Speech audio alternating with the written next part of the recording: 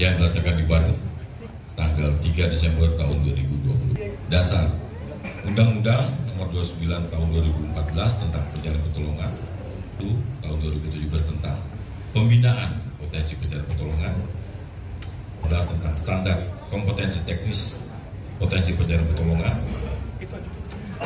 Peraturan Kepala Badan Nasional Pencarian Pertolongan Nomor 5 pertolongan dalam mengantisipasi bencana hidrometeorologi di wilayah Jawa Barat.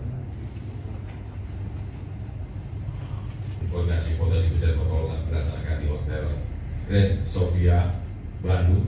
Semangat quick action kita tingkatkan kolaborasi Basarnas dengan potensi SAR dalam mengatasi hidrometeorologi di wilayah Provinsi Jawa Barat.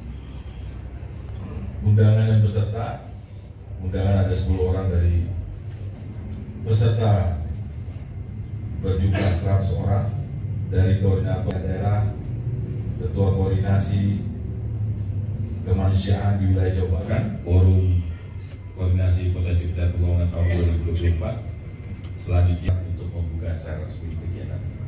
Terima kasih. Jakarta. Assalamualaikum warahmatullahi wabarakatuh. Baik, acara selanjutnya yaitu sambutan Direktur Bina Bapak Agus Haryono SSMBA, kami silakan. Yang berbahagia, tentunya kalau kita melihat lagi terkait dengan kebencanaan maupun undang-undang terkait dengan bencana pertolongan, bahwa kita bersama-sama memiliki kewajiban untuk menyiapkan diri kita, memelihara kesiapsiagaan kita untuk mengantisipasi segala kondisi kedaruratan. Kalau arahan dari Bapak Kabasarnas itu menuju Pak Pj, kami ini harus selalu mengantisipasi yang terburuk tapi menyiapkan yang terbaik. Sehingga kalau kami di Basarnas ini pada saat respon tanggap darurat, ini kita bersama-sama dengan seluruh stakeholder dan potensi SAR yang ada, kita bersama-sama melaksanakan upaya pencarian pertolongan. Namun kami juga menyadari bahwa respon time itu akan berhasil dengan baik kalau dari aspek pencegahan dan mitigasinya juga kuat. Izin Pak Izin. Wabarakatuh. Selamat pagi, salam sejahtera kita semua. Sampurasun. Komisi Badan Nasional Pencarian dan Pertolongan Basarnas Pak Agus Haryono. Mas, saya menyampaikan terima kasih dan apresiasi kepada Bapak Ibu semua atas gerak cepatnya pada saatnya terjadi bencana baik bencana alam, baik hujan, intensitas tinggi maupun kecelakaan, tabrakan atau seperti juga di kilometer 92 maupun juga tabrakan kereta api itu di Ranca Ekek. Saya melihat begitu cepatnya respons dari Bapak Ibu semua kepada kejadian-kejadian tersebut. Dan memang pada saat ini mau tidak mau, suka tidak suka adalah kecepatan media sosial lebih cepat dibandingkan informasi dari kita. Jadi betul yang disampaikan Pak Direktur bahwa perlu sekali koordinasi di lapangan, dan mungkin Bapak Ibu yang dari organisasi lebih cepat sampai ke lokasi. Tentunya kami pemerintah Provinsi Jawa Barat sangat mengapresiasi dengan kecepatan Bapak Ibu, tapi mohon tetap lakukan koordinasi dengan BPBD, dengan Basarnas, karena kita tidak tahu lokasi setempat apakah berbahaya atau tidak, karena mungkin tidak hanya sekedar pertolongan, tapi ada misalnya ada gas beracun, kita tidak tahu apakah, atau tanahnya memang tanahnya bergerak, jadi ada teknik-teknik dari pertolongan. Dan tentunya melalui forum ini juga sangat baik untuk mengeratkan kita semua, terutama dalam melakukan pertolongan. Dan sekali lagi saya sangat mengapresiasi betul karena saya sering ke lokasi bencana dan Bapak Ibu relawan, Bapak Ibu Basarnas, BPBD juga, yang lain BMKB juga sudah lebih cepat, dan itu menenangkan masyarakat keberadaan Bapak Ibu yang lebih dulu dan menenangkan mereka. Jadi di satu hal kita harus melakukan pertolongan, tapi juga mohon bantuan dari Bapak Ibu untuk melakukan edukasi kepada masyarakat. Jadi bagaimana hal yang dilakukan jika terjadi bencana alam, dan kadang-kadang kita sendiri lupa Pak, kalau melakukan mitigasi mitigasi bencana ini seperti penting Pak. Di gedung ini aja kayak tadi kita tidak beritahu kalau ada apa-apa gimana nih kita, di mana titik ini ya, titik kumpulnya atau bagaimana, apakah ya safety briefingnya kadang kita lupa, padahal itu adalah hal-hal yang harus mutlak dilakukan, apalagi di Jawa Barat banyak sekali bencana, 1.300 atau 1.500 bencana. 2024 ini belum berakhir, jadi saya rasa memang hal utama adalah bagaimana mengedukasi masyarakat tentang memitigasi bencana. Jadi dari hal sederhana saya pernah bertemu Pak dengan 2 anak di Jawa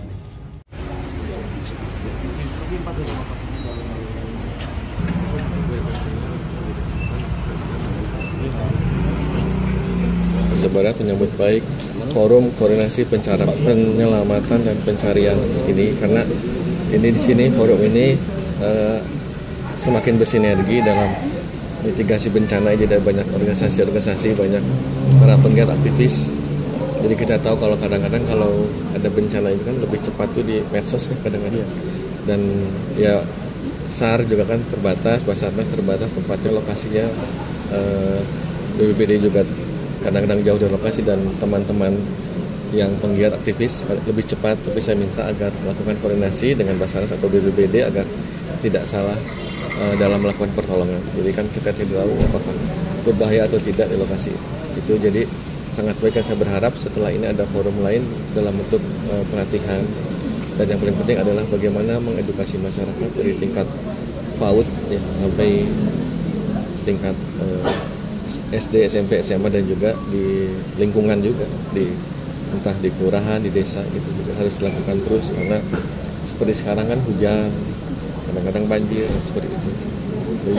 Jadi jangan sampai kalau banjir anak-anak malah senang bermain berenang gitu kan. Kita tidak tahu apakah ada aliran yang keras atau malah masuk ke dalam got dan sebagainya. Tadi disebutkan ada 1.500 bencana sepanjang 2024 ya Pak. Itu paling banyak bencananya apa sih Pak di Jawa? Hujan intensitas tinggi. Itu termasuk tanah bergerak dan sebagainya. Ya.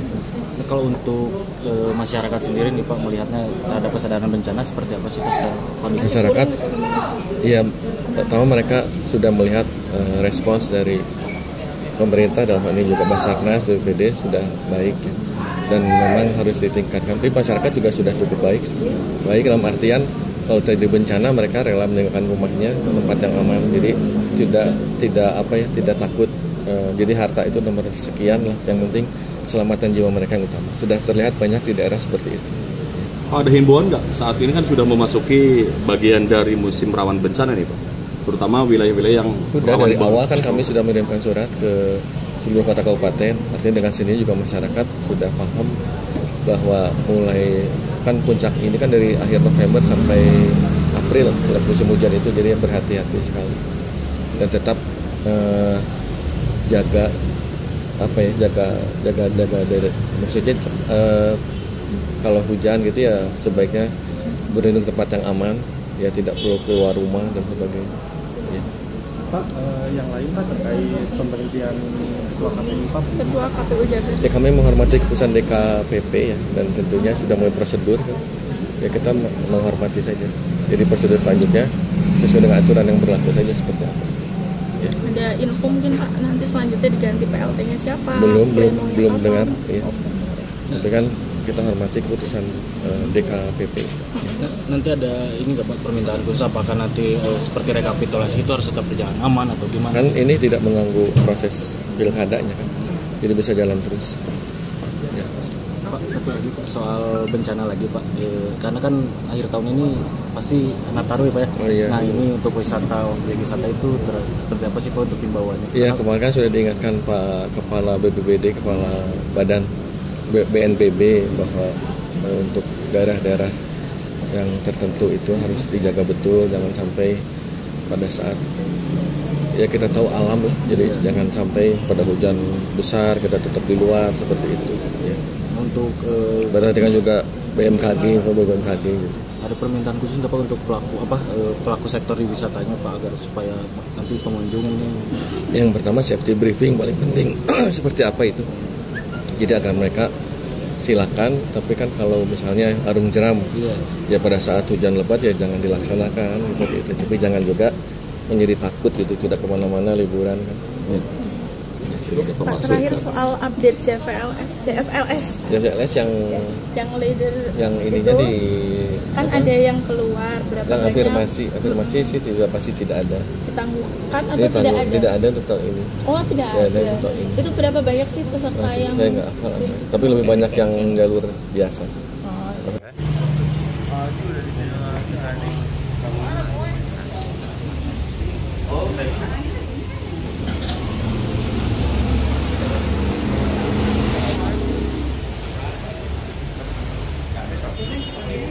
Kami sampaikan bahwa Basarnas melalui kantor Bencana Pertolongan Bandung hari ini melaksanakan rapat forum koordinasi potensi pencarian pertolongan Jawa Barat.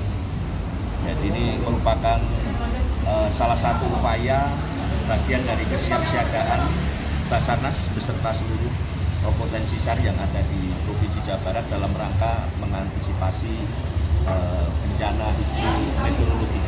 Karena kan menurut BMKG ini kan memang sudah memasuki musim hujan, dan juga sebentar lagi juga ada momen perayaan Natal dan Tahun Baru yang berdasarkan pengalaman kita kemarin juga pada saat Natal dan Tahun Baru juga terjadi mobilitas warga masyarakat yang cukup tinggi, sehingga ini tentunya membutuhkan kesiapan kita semua, Basarnas dengan seluruh stakeholder, seluruh potensi SAR untuk mengantisipasi kondisi-kondisi kedaruratan yang berpotensi terjadi pada saat musim hujan, sekaligus nanti juga persiapan untuk pengamanan Natal dan Tahun Baru. Jadi ini upaya kesiapsiagaan kita ya untuk pencegahan, untuk mitigasi bersama-sama, dan kami menyadari dari Basarnas itu tidak mungkin sendirian dalam memberikan pelayanan kepada masyarakat, khususnya bencana pertolongan.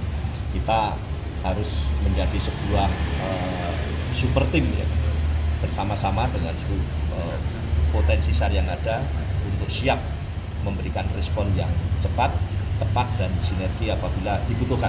Tapi tentunya doa kita tidak pernah ada bencana atau kondisi kedaruratan ataupun kecelakaan di wilayah kita. Namun ini bagian dari upaya kita untuk selalu mempersiapkan yang mempersiapkan kondisi-kondisi yang terburuk, tapi kita melakukan upaya-upaya yang terbaik. Ini bagian dari kesiapan kita bersama. Kalau operasi SAR khusus nanti di mana saja, Pak? Gimana? Operasi SAR khusus nanti di mana saja? Kalau operasi SAR khusus siaga SAR ya. Untuk siaga SAR Natal Tahun Baru seperti biasa, seperti tahun-tahun sebelumnya, nanti kita akan menempatkan tim-tim kita dari Basarnas dan juga dari potensi SAR.